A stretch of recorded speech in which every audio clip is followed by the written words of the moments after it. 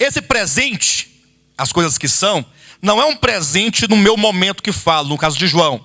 É um presente que compreende toda a dispensação da igreja. Porque os 7 candeeiros, as 7 igrejas, representam a igreja em toda a sua história.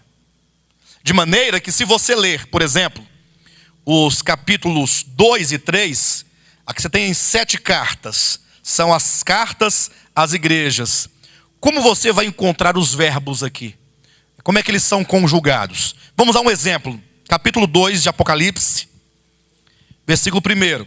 Ao anjo da igreja em Éfeso escreve: essas coisas diz aquele que conserva na mão direita as 7 estrelas e que anda no meio dos candeeiros de ouro. 2 pontos. Conheço as tuas obras, tanto o teu labor quanto a tua perseverança, e que não pode suportar a homens maus. Em que tempo se diz isso aqui? E que pusesse à prova os que a si mesmos declararam apóstolos e não são, e os achaste mentirosos. E tens perseverança, Tá vendo? Ou seja, é sempre demonstrando o presente da igreja. O versículo 8, igreja em Esmirna, depois Pérgamo, todos os verbos, ou seja, a maioria dos verbos, se referindo à condição da igreja. A condição são verbos aqui todos conjugados no presente. São as coisas que são. É a atual era na qual se fala e na qual vivemos. Olhei e eis não somente uma porta aberta no céu, como também a primeira voz que ouvi como de trombeta falar comigo dizendo. Bem, o que a voz vai dizer? Sobe para aqui e te mostrarei o que deve acontecer depois dessas coisas. Que coisas? Agora eu quero que os irmãos façam a devida distinção entre depois dessas coisas, no início do versículo 1, para o que deve acontecer depois dessas coisas, no final do versículo 1. Há uma diferença.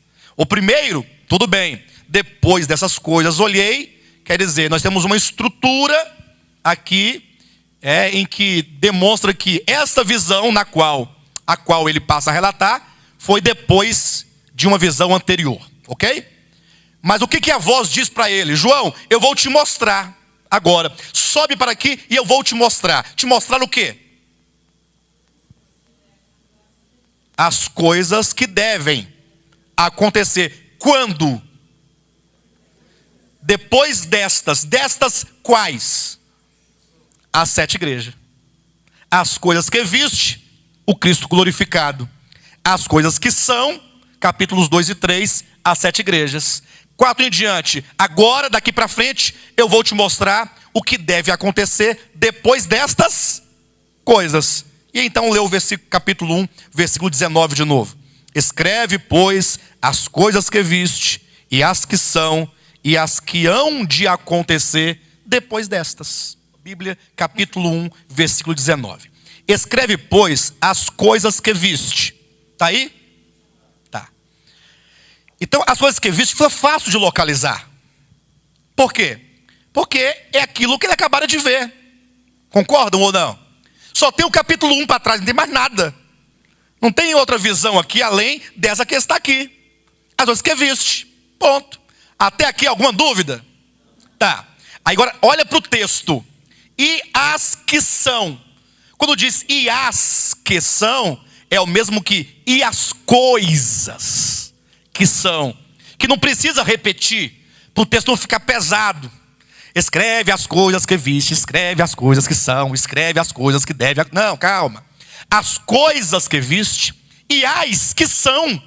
As coisas que são. Você tem que ver coisas aí. Não está no texto escrito, mas está na ideia. Ou não está? Continuando. E as que hão. E as coisas. Coloca coisas aí. Que hão de acontecer depois destas coisas. Olha, um tanto de coisas que não estão aí, mas que estão aí. Eu estou errado? As coisas estão aí? Mas você pode apontar com o dedão aí? Pode com o dedão? Com o dedão não pode. Porque não está escrita a palavra coisa. Diga, Rafael. Depois de tudo, evidentemente. Até porque o presente já sucede o passado. Então inclui tudo. Logicamente.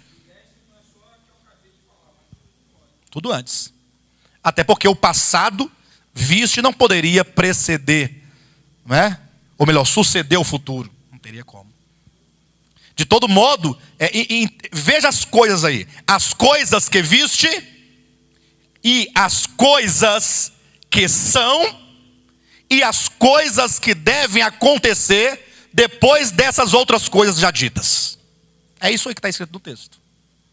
Portanto, o Apocalipse tem uma estrutura ternária. Diga amém. Uma estrutura ternária. Então você tem que caminhar dentro dessa perspectiva. Senão você vai inventar. Pastor, mas por que eu tenho que ser rigoroso com isso aqui? Simples, olhem para mim. Olhem para mim em nome de Jesus. Nós vamos nos deparar com profecias aqui dentro. Profecias que têm uma complexidade tremenda de interpretação.